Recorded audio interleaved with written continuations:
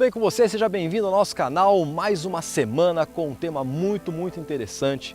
Vamos tratar sobre a questão da gratidão traduzida através da ideia de ofertas. Nós estamos falando bastante esse trimestre sobre a questão de dízimos e oferta. Eu sei que essa questão fala sobre questões financeiras, não é um assunto lá tão assim fácil de se falar, mas você está percebendo que cada vez que nós falamos desse assunto, a gente fala de forma bíblica, direta e objetiva, sem nenhum intuito escuso, a não ser de você compreender a palavra de Deus. E essa semana nós vamos conversar um pouco sobre oferta.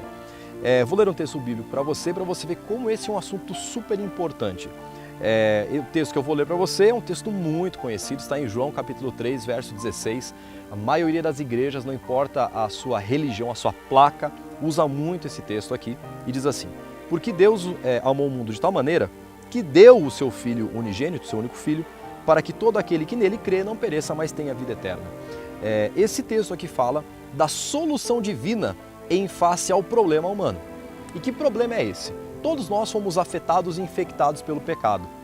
E não há como resolver esse problema se não fosse alguém tomar o nosso lugar e pagar essa dívida em nosso lugar. Porque o problema do pecado não é algo que o ser humano consegue fazer por ele mesmo. Ele precisa que alguém pague essa dívida. É como se você tivesse, ao longo da sua vida, feito uma dívida muito grande, mas não tivesse condições de saldar esse débito. Porque o emprego que você tem não lhe possibilita isso. Enfim, a dívida é extremamente alta e você não tem como pagar isso, não tem um bem para vender e pagar, enfim, não tem como pagar. E alguém chega para você e diz assim: não fui eu que fiz a dívida, não fui eu quem cometeu o erro, mas vou pagar a dívida no seu lugar.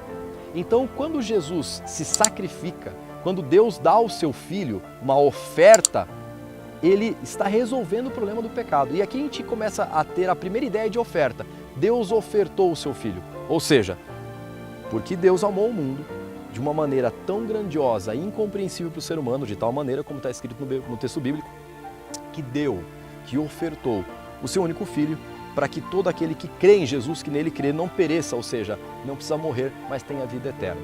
Então você percebe que nós vamos falar de ofertas e é a ideia da oferta, o intuito da oferta, e não apenas em questões financeiras. E o primeiro intuito que eu estou querendo dizer para você é que Deus foi aquele que primeiro ofertou.